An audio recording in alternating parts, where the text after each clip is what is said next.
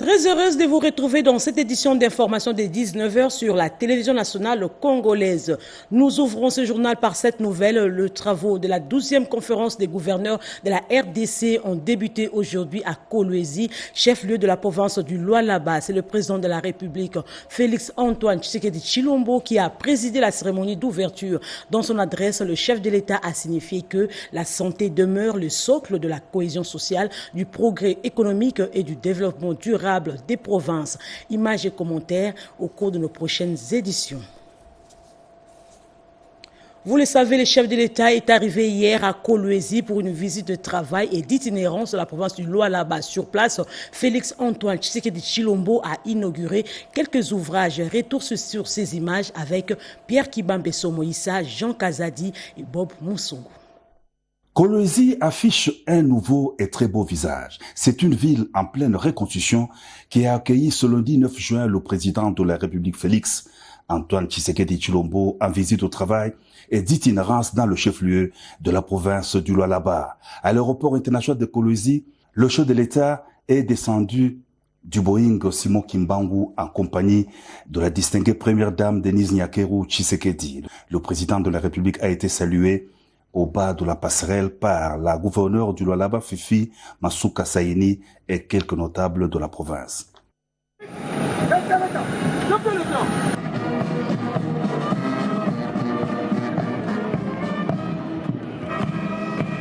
Après les honneurs de la garde républicaine, le président de la République a salué le président du Sénat, des ministres nationaux, des députés nationaux et provinciaux et les gouverneurs de province en séjour à Kolwezi dans le cadre de leur 12e conférence. Au sortir de l'aéroport, l'ambiance était festive.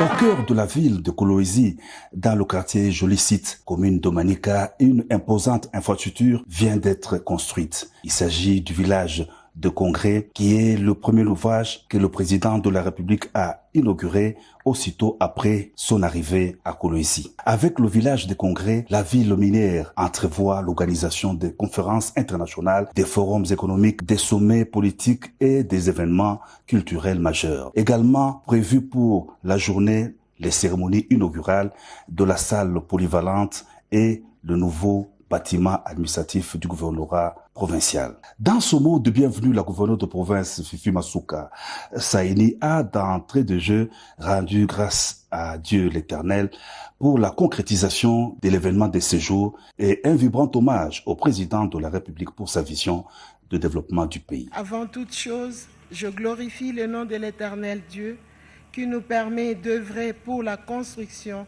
de notre très chère province. Qu'il soit loué au siècle des siècles. Dignement et fièrement, je rends mes hommages le plus déférents à son Excellence Félix Antoine Tshisekedi Tshilombo, président de la République, chef de l'État, visionnaire de la reconstruction nationale, en dépit de l'agression dont notre pays est victime.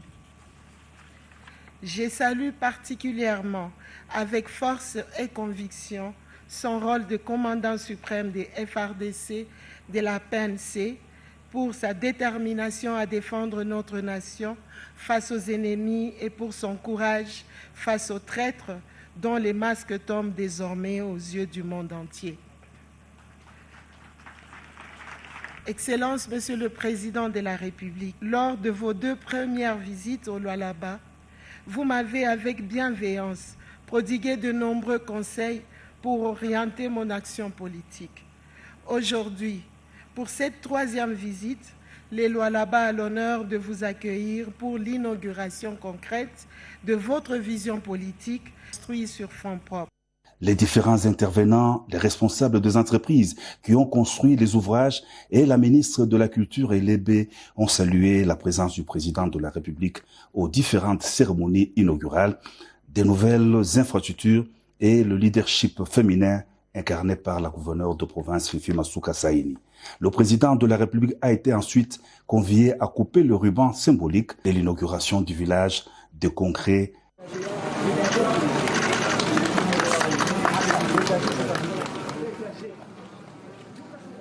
la salle polyvalente, une très spacieuse salle de spectacle de Kolwezi. Tout s'est terminé par l'inauguration du nouveau bâtiment administratif du gouvernorat du Lualaba. Encore une nouvelle infrastructure de base sortie des terres.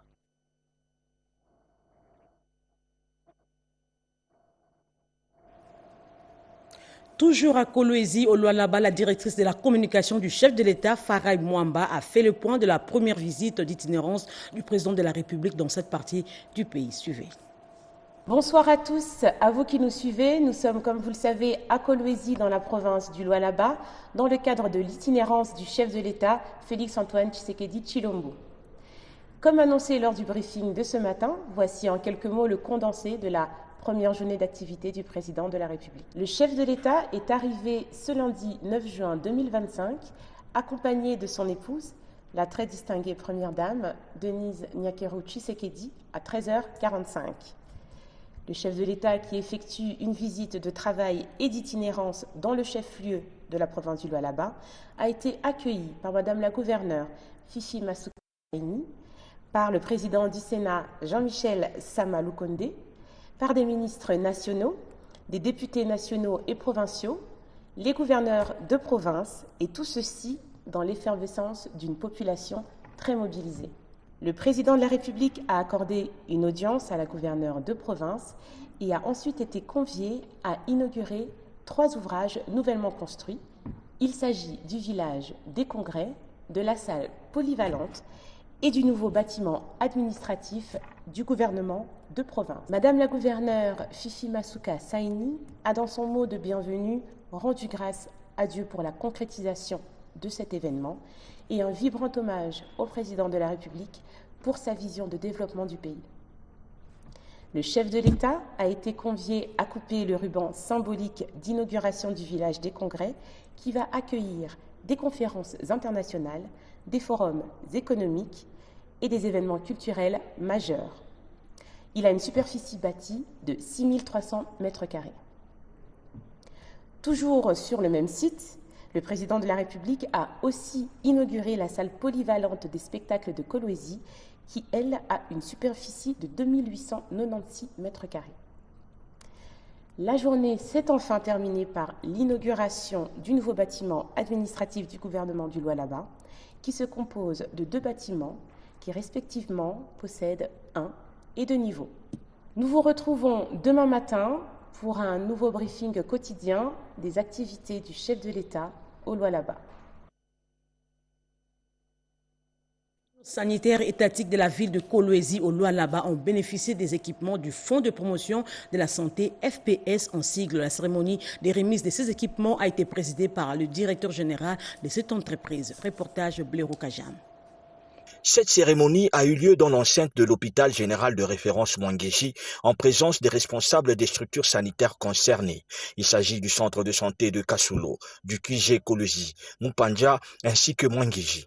Dans son mot de circonstance, le directeur général du Fonds de promotion de la santé, Marius Mika, est revenu sur la nécessité de la remise des équipements médicaux aux établissements de santé précités, constitués entre autres des couveuses, kits d'accouchement, des tambours, des laptops. Pour sa part, Jean-Thierry Kalombo, directeur général de l'Agence nationale d'ingénierie clinique du numérique de la santé, s'est étalé sur l'importance du lot de matériel informatique qui permet la transformation digitale des établissements de soins de santé de la province du Lualaba. Il s'en est suivi la remise symbolique de ces équipements médicaux. Marius Mika Nyembo, DG FPS, revient sur l'importance de ce geste. En termes de son premier mandat, le chef de l'État a placé un curseur sur cette thématique mondiale et donc progressivement nous sommes dans la mise en œuvre de cette politique nationale en rapport avec la santé. Nous étions en itinérance ici avec les collègues, ça fait une semaine. Et le ministre nous a instruit, notre tutelle, à venir appuyer les établissements de soins de santé au niveau du Lualaba. Voilà le sens que nous donnons à cette activité et c'est pour marquer effectivement l'entame timide, ça il faut le dire, parce que le niveau national viendra lancer effectivement la couverture santé universelle et spécialement la gratuité des accouchements. Pour le représentant de la ministre provinciale de la Santé, il y a lieu de saluer la volonté du gouvernement central qui donne accès sans barrière financière à des soins de qualité. Autre chose, au Nord Kivu, la population a sollicité au gouverneur militaire la prise en compte de l'entreprise Promedis Construction pour l'exécution des différentes routes et aéroports à Walikale. Dans un coin de la République démocratique du Congo à Walikale, la population exprime son mécontentement face à l'état déplorable des routes qui desservent leur territoire. Les routes souvent impraticables entravent les commerces, l'accès aux soins de santé et l'éducation, suscitant une spirale de difficultés pour les habitants. Face à cette situation alarmante, ils ont décidé de faire entendre leur voix à travers une lettre adressée au gouverneur de la province du Nord Kivu, Kakule Somo Evariste.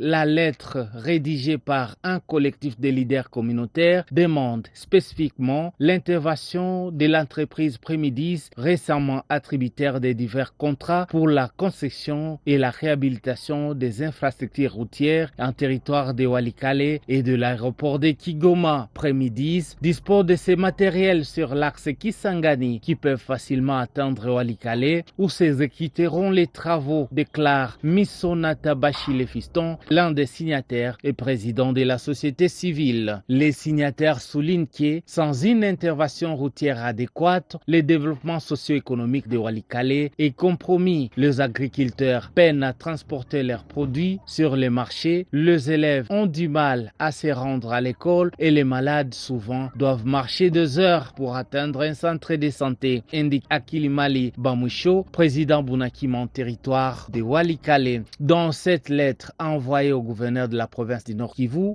avec une copie réservée à la direction des Promedis, les habitants de Walikale espèrent recevoir une réponse rapide et positive. Alors que la lettre fait le tour des instances gouvernementales, les habitants de Walikale attendent avec impatience de savoir si leur voix sera enfin attendue. Pour eux, cet appel à l'aide est bien plus qu'une simple requête, c'est un cri de cœur pour un avenir meilleur.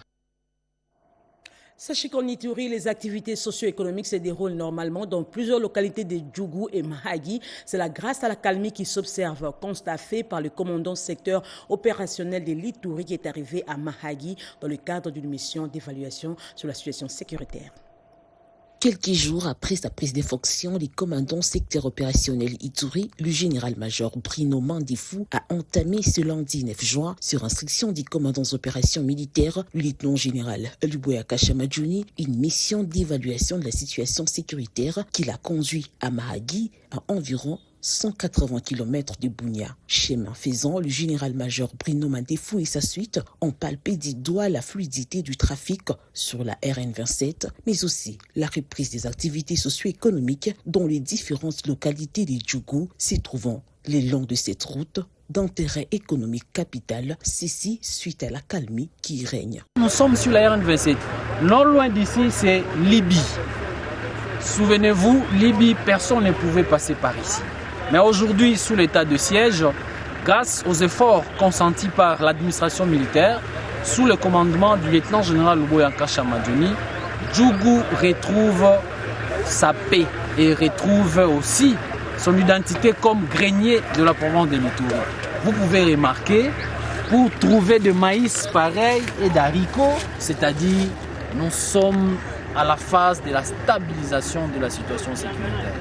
Et voire même dans certaines entités, nous sommes dans la phase de la normalisation des activités socio-économiques de la province. Le mérite revient au commandant suprême des forces armées, Félix Tshisekedi Tshilombo, d'avoir décrété l'état de siège en Ituri. Nous donnons raison au commandant suprême et aussi à celui qui a exécuté cette mission sans faille, où aujourd'hui on peut manger encore une fois le maïs dans le territoire de Djougou. Ça, c'est un miracle. À travers cette mission du commandant secteur opérationnel Ituri, les forces armées sous les commandements du lieutenant-général Luboya Kashamadjouni réaffirment leur ferme détermination à anéantir tous les mouvements subversifs en Ituri et à consolider la paix imposée dans une grande partie de la province depuis l'instauration de l'état de siège, conformément à la volonté du commandant suprême de l'armée et de la police, le chef de l'État, Félix Antoine Tshisekedi Tshilombo. Par contre, à Tshikapa au Kassai, il y a eu le lancement officiel du partenariat entre Advance Congo et le projet de développement Tundjezele, financé par l'USAID dans le cadre de la sécurité alimentaire et l'amélioration des conditions économiques des communautés vulnérables, nous dit Franklin Eclair Kalumbo. Faciliter l'accès à des solutions financières adaptées pour soutenir les PME agricoles et développer des canaux digitaux hors de Tshikapa, stimulant ainsi l'économie locale en améliorant les conditions de vie des communautés vulnérables du Kassai. Voilà qui justifie ce lundi à Tshikapa le lancement officiel du partenariat Advance Congo et les projets Tundjezele financés par USAID. Cérémonie qui s'est déroulée dans la salle des réunions de l'hôtel Paradis en présence de M.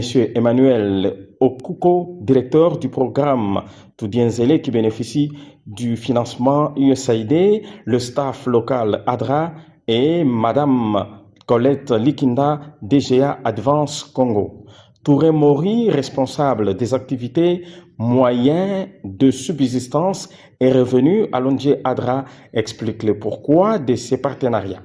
Il y a toujours ce gap.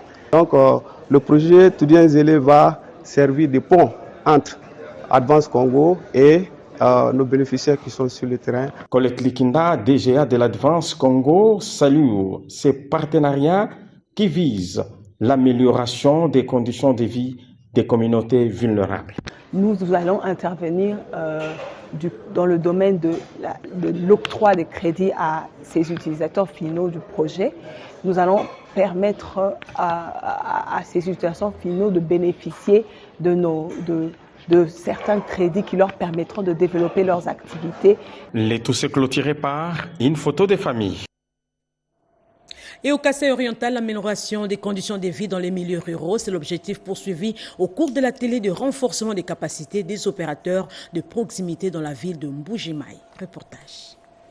Il s'est tenu du 5 au 6 juin 2025 un atelier d'immersion et de lancement des activités des opérateurs d'accompagnement de proximité OAP dans la zone d'intervention du programme d'appui au développement rural inclusif et résilient Padrir, cadre choisi, la salle des réunions de la Caritas Développement Mbuji-Mayi dans la commune de la Kanchi. Objectif, renforcer les capacités de participants membres des OAP des territoires de Lupatapata, Katanda et Kabé-Kamonga sur la connaissance de Padrir, ces secteurs d'intervention, ses objectifs et aussi les résultats qu'il compte atteindre ou mieux l'impact attendu du programme. Au cours de la première journée, les participants ont suivi 3 modules. Le premier axé sur la composante infrastructure, le deuxième sur les procédures financières que les OAP sont appelés à suivre pour accéder au fond du programme. La deuxième journée a été consacrée au module sur le projet agricole et la gestion de alloué à ce projet. L'essentiel de l'organisation de cet atelier avec Modeste Maléchen, chargé de programmation, suivi et évaluation à la coordination nationale du programme. Ce que nous attendons des participants, c'est une attitude correcte. D'abord, c'est de nous représenter valablement sur le terrain.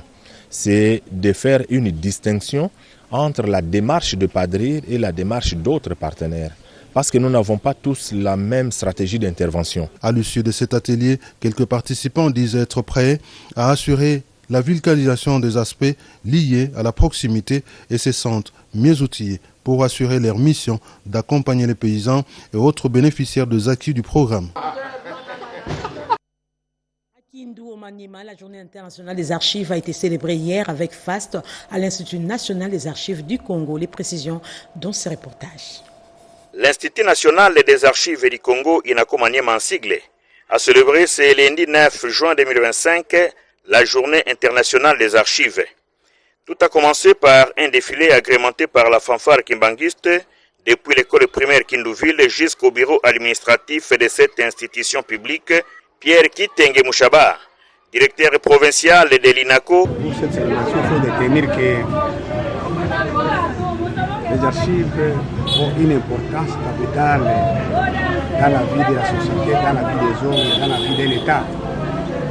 C'est ainsi que les nations se convenus pour dédier une journée internationale pour les archives. Et pour cette année, on parle de la journée internationale des archives, surtout il y a l'intelligence artificielle.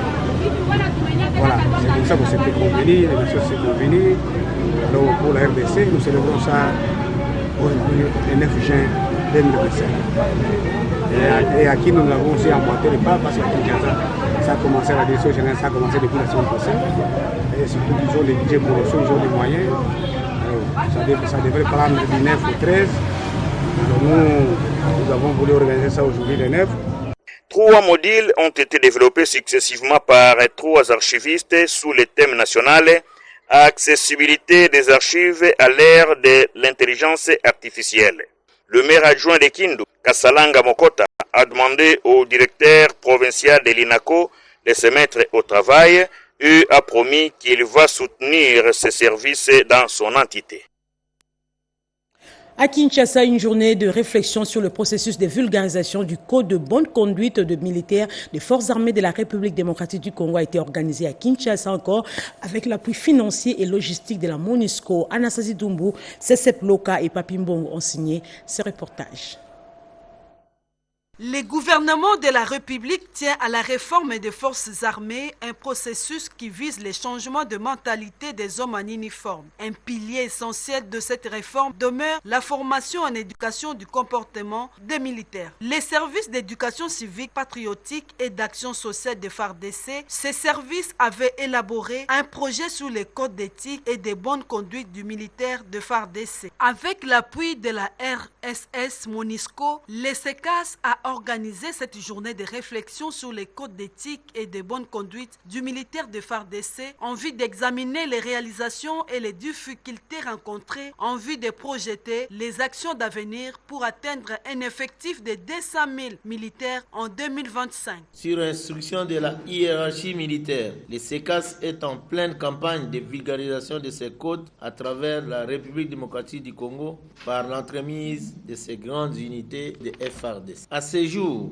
le SECAS a déjà sensibilisé 1940 militaires sur le contenu du code, qui est un important outil visant à calibrer les comportements des militaires des forces armées. L'événement de ce jour illustre les nombreuses actions par lesquelles la MONUSCO, à travers la division État de droit et institutions de sécurité ROLCID, et particulièrement la section réforme du secteur de la sécurité, entend contribuer aux côtés des parties prenantes nationales à la réforme des institutions de sécurité de la République démocratique du Congo. Cette tâche de sensibilisation des militaires de FARDC relève du SECAS, dont la mission est de former les militaires en éducation comportementale, la promotion des relations entre les civils et militaires ainsi que le bien-être du militaire et ses dépendants. Parlons santé avec cette inauguration du bloc opératoire mobile pour les interventions chirurgicales par endoscopie. Il va servir de renforcement en équipement des hôpitaux dépourvus de ces services en RDC. Plus de détails dans ce reportage. Ceci n'est pas un simple véhicule. C'est tout un bloc opératoire. Sa particularité, c'est sa mobilité. Il est conçu pour répondre aux besoins des hôpitaux dépourvus du matériel et du personnel pour des interventions chirurgicales par l'endoscopie. L'endoscopie, c'est juste une manière d'explorer l'organisme sans ouvrir largement comme on sait le faire depuis très très longtemps.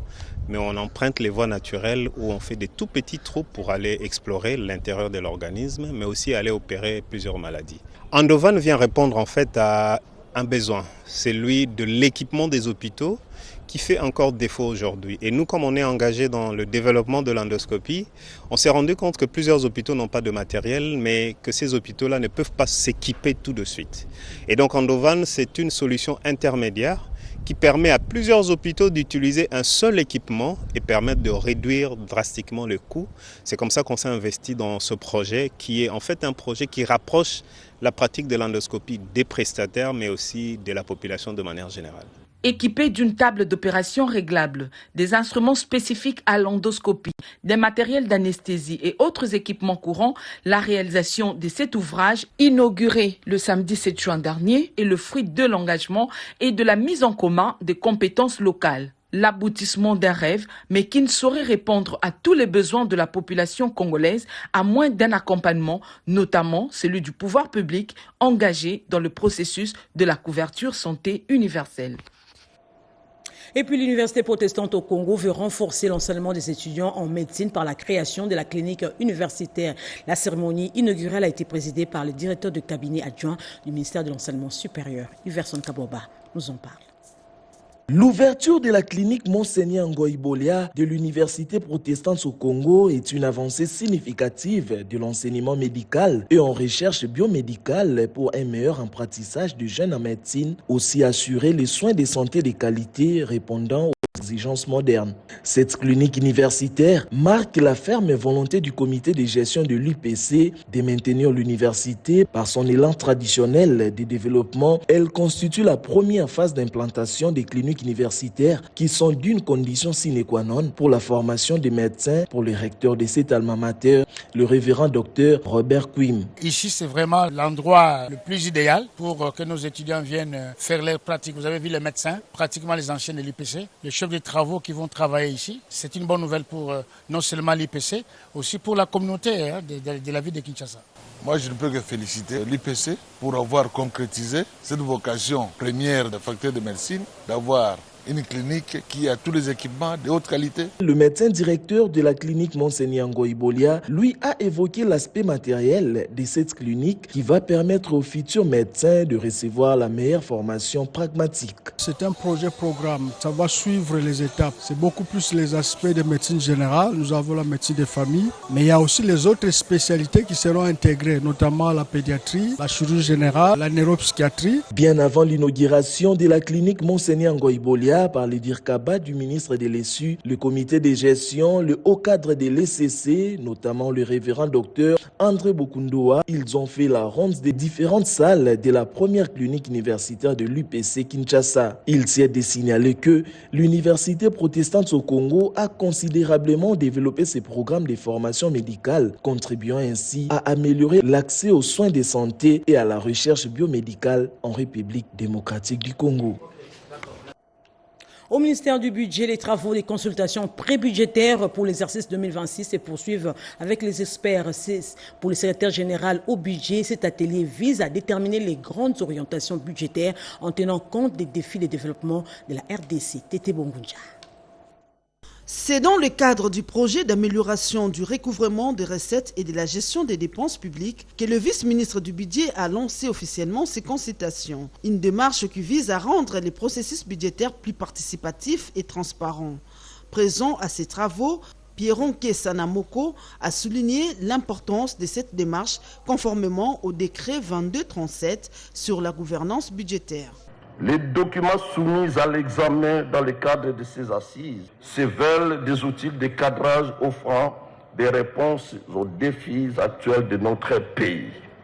Leur élaboration a pris en compte non seulement les contextes sécuritaires exprimés dans le projet de loi de finances rectificative 2025, c'est dans ce cadre que le CBMT et la DRB 2026-2028 s'appuient sur les ajustements opérés dans ce projet de loi de finances rectificative en vue d'asseoir l'année prochaine un budget soutenable et cohérent avec la vision de redressement et de transformation économique et sécuritaire de notre très cher et beau pays. Réunissant les principaux acteurs du processus, c'est-à-dire ceux du ministère, des institutions, de la société civile et les partenaires techniques et financiers, cette concertation vise à garantir un budget réaliste, équilibré et soutenable. Une étape cruciale pour une République démocratique du Congo tournée vers une gouvernance budgétaire plus efficace et adaptée à ses priorités de développement. L'opération de démolition des constructions anarchiques a débuté depuis le dimanche dernier à la place Rond-Point Victoire dans la commune de Kasavubu sous la supervision du vice-gouverneur Edi Yeli. C'est dans le cadre de l'opération baptisée Balabala Eza Wenzete, impulsée par le gouverneur Daniel Bumba Lubaki, que le vice-gouverneur de la ville de Kinshasa, accompagné des députés provinciaux André Kongolo, rapporteur de l'Assemblée provinciale de Kinshasa en sa qualité, des députés provinciaux élus de la commune de Kasavubu, et Christian Boulou, élu d'Engiringiri, du ministre provincial de l'Environnement, Léon Moulumba, et de la colonelle de la police nationale congolaise, Mimi, commandante de la brigade d'assainissement de la ville de Kinshasa, est descendue dimanche 8 juin 2025 dans la commune de Kalamu. Objet de cette visite, qui a commencé sur l'avenue Popokabaka, à côté de la maison de la Bible, s'imprégner personnellement des mauvais états de la voirie de cette municipalité avant d'envisager les débuts des travaux. Honorable Edi Ieli Molangi a à cette même occasion supervisé les travaux de la démolition des constructions anarchiques telles que les salons de coiffure de fortune et autres kiosques de vente de téléphones qui jonchent les alentours de la station-service et la place Rond-Point Victoire. Signalons que un jour auparavant, soit samedi 7 juin 2025, le numéro 2 de la ville de Kinshasa, Edi Ieli Molangi, accompagné du député Christian Boulou, élu d'Engiringiri, avait effectué une ronde d'inspection des travaux d'assainissement de la voirie de cette municipalité dans le cadre du programme dénommé Kinshasa et Zobonga. Partant de l'avenue Movenda, direction Birmanie, en passant par les avenues Makanza, direction Asosa et Gambela, pour chuter sur l'avenue Ngiri, dans cette même municipalité qui porte le même nom, celui qu'on appelle affectueusement ici Papa Social, a invité la population de son fief électoral naturel à s'approprier de ces programmes du gouvernement provincial Daniel Bumba. Et c'est en vue de matérialiser, selon lui, la vision du chef de l'État, celle relative de rendre la capitale miroir de la RDC salubre. Terminons ce journal par le sport. La 27e compétition Open internationale de golf a fermé ses portes à Kinshasa. La cérémonie a été présidée par Patrick Mouyaya, président d'honneur de la Fédération congolaise de golf. Willy Kandé, Bonheur Mafouana et José Lelo ont signé ces reportages. Président d'honneur de la Fédération congolaise de golf, Patrick Mouyaya a assisté à la clôture du 27e Open international de Kinshasa où il a remis aux vainqueurs les récompenses. Fort d'une organisation exemplaire, les présidents du Golf Club de Kinshasa et de surcroît directeur du tournoi s'est félicité de la réussite de ce tournoi. La particularité de cet Open 6, c'est que nous accueillons 20 joueuses professionnelles d'un tour professionnel sud-africain. Alors elles ne sont pas toutes sud-africaines, mais ce sont toutes des dames. C'est une première en Afrique centrale. Ça se passe ici en RDC. On est très fiers d'avoir pu organiser ça parce que dans l'image du sport, c'est évidemment une première reste une première et c'est un gros point positif pour la RDC d'avoir pu accueillir ces dames qui d'ailleurs se plaisent très fort ici, qui ont adoré l'ambiance quinoise ces 3 derniers jours. Des talents ont brillé, d'autres sont nés et promettent pour l'avenir. La team congolaise a raflé le podium de la version masculine et chez les dames, la team sud-africaine a fait valoir la puissance de leur club. C'était sa première fois en RDC, elle a beaucoup aimé, elle a adoré. Le parcours est très technique, même si ce n'est pas un parcours comme elle les rencontre en Afrique du Sud habituellement, et elle promet de revenir. Une compétition qui a conquis les publics venus présents pour vivre de leurs propres yeux ce spectacle plaisant. Le golf reste à ce jour un moteur pour le développement local, pouvant jouer un rôle majeur dans l'expansion du tourisme, de la culture, la création de quelques emplois temporaires et booster de surcroît l'économie nationale de la RDC. C'est par cette note sportive que nous bouclons complètement ce journal d'Angèle Mabiala Landou, rédigé par Nana Mozazebo, réalisé par Patrick Bapouila et Ramadan Poki. La partie technique a été assurée par Joseph Nzengo et Alain Galia. Merci de nous avoir suivis. 20h à la présentation. C'était Kenina. Bonne suite de programme sur nos antennes.